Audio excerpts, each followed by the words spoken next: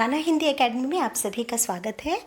आज हम पढ़ेंगे कक्षा 8 की पाठ्य पुस्तक वसंत का पाठ 4, जिसका शीर्षक है दीवानों की हस्ती।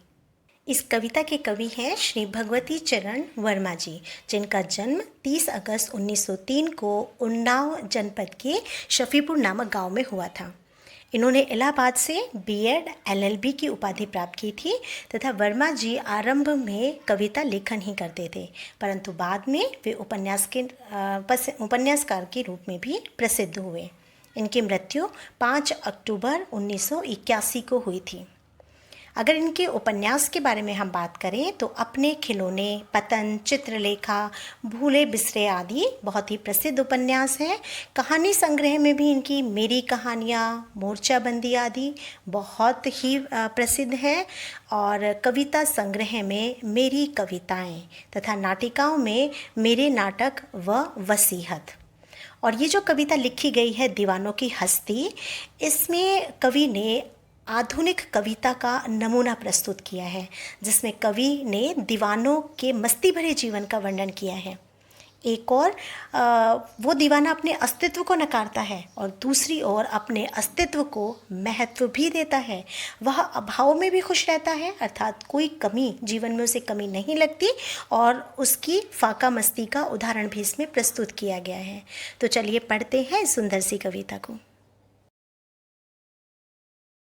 हम दीवानों की क्या हस्ती है, आज यहाँ कल वहाँ चले। मस्ती का आलम साथ चला, हम धूल उड़ाते जहाँ चले। आए बनकर उल्लास अभी, आंसू बनकर बह चले अभी। सब कहते ही रह गए अरे, तुम कैसे आए कहाँ चले। तो पहले इन पंक्तियों में आए कुछ कठिन शब्दों की हम बात कर लेते हैं। हस्ती से यहाँ तात्पर्य है सामर्थ्य और हैसियत, अर्थात कैपेबिलिटी। मस्ती यानी कि खुशियाँ, आलम संसार और दुनिया, और उल्लास से तात्पर्य है प्रसन्नता। पंक्तियों में कवि ने मौज मस्ती की दुनिया में खोए रहने वाले लोगों के कार्य व्यवहार का वर्णन किया है।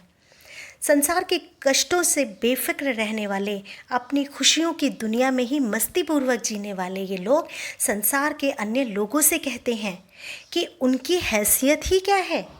वे कहीं भी एक जगह भी टिकने वाले नहीं हैं, अर्थात वो एक जगह कभी स्थिर रहते ही नहीं हैं।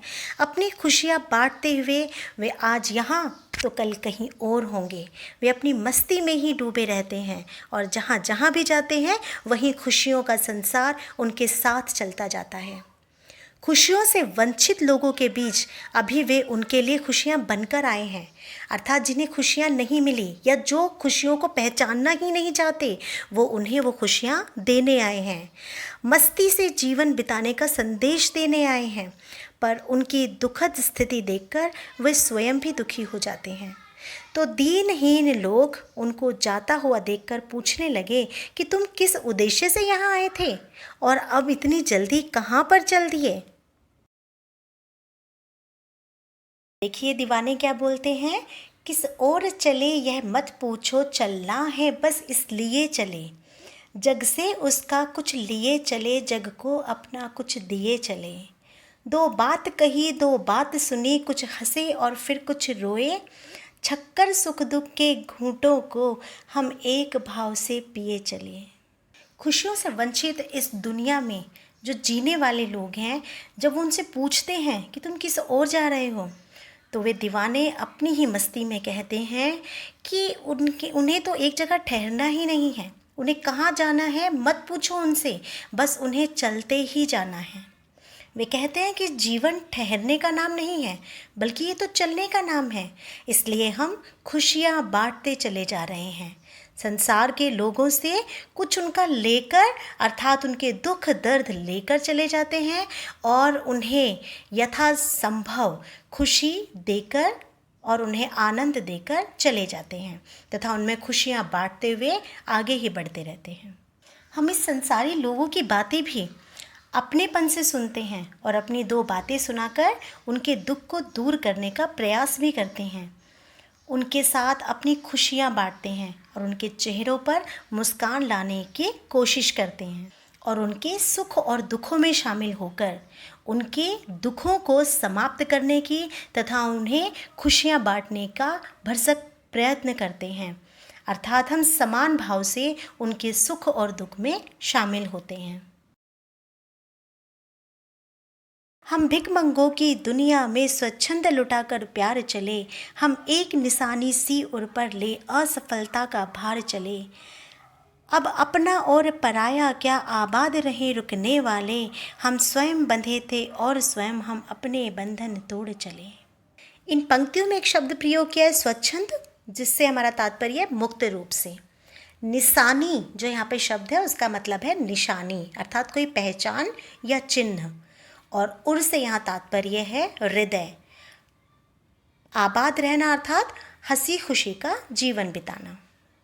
ये जो दीवाने हैं, खुशियों की दुनिया में जीने वाले, सबके साथ अपना प्यार बांटने वाले, वे लोगों से कह रहे हैं कि खुशियों से हीन अभाव की दुनिया में भिखमंगों जैसा जो जीवन बिताने वाले लोग हैं, उनके बीच में हम अपना प्यार उन्मुक्त रूप से लुटाना चाहते हैं।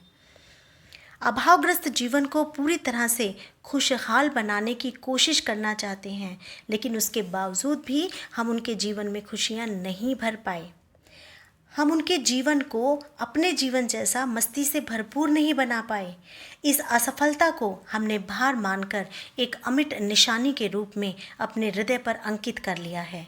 अर्थात वे इस असफलता को अपने लिए बड़ा दुखद मान रहे हैं कि वे लोगों में खुशियाँ नहीं बांट पाए, उन्हें प्रसन्न नहीं कर पाए। वे आगे बताते हैं कि हमारे लिए कोई अपना या पराया नहीं है, हम सभी को एक ही भाव से देखते हैं। हम अपने पराये की भावना से ऊपर उठ चुके हैं। हमारा जीवन तो यूं ही चलते फिरते बीत जाएगा।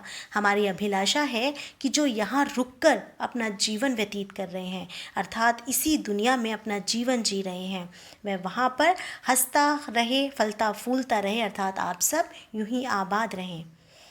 आप सबका जीवन खुशियों से भरपूर हो। हमने अपने लिए ये बंधन स्वयं बनाए थे, अर्थात जो हम बंध कर आपके साथ बैठे, कुछ समय हमने आपके साथ बिताया, ये बंधन हमारे स्वयं के बनाए हुए थे और अब हम इन बंधनों को तोड़कर यहाँ से प्रस्थान कर रहे हैं, जिससे अन्यंत्र कहीं और जाएंगे और अपनी मस्ती को और खुशियों का संदेश अब हम दूसरे लोगों के जीवन में पहुंचाएंगे और उनके जीवन को भी खुशियों से भरने का भरसक प्रयास करेंगे। कवि ने यहाँ बहते पानी और रमते जोगी वाली कहावत के अनुसार ऐसे लोगों के विषय में बात की है जो एक जगह नहीं टिकते और वे कुछ यादें संसार को देकर चले जाते हैं और कुछ यादें अपने साथ लेकर अपने नए सफ़र पर निकल पड़ते हैं। दुख हो या सुख, वो हर परिस्थिति में समान रहते हैं और हर जगह प्रेम बांटते चले जाते हैं। वे दूसरे मनुष्य से भी ऐसे ही स्वभाव की उम्मीद करते हैं। इस कविता के माध्यम से कवि ये संदेश देते हैं कि हम सबको ऐसा ही जीवन जीना चाहिए जिसमें सबका हित व सुख भी सम्मिलित हो। तो उम्मीद है आपको ये कविता बहुत अच्छी लगी होगी और आप भी अपने जीवन में हंसी खुशी और आनंद हमेशा बनाए रखेंगे।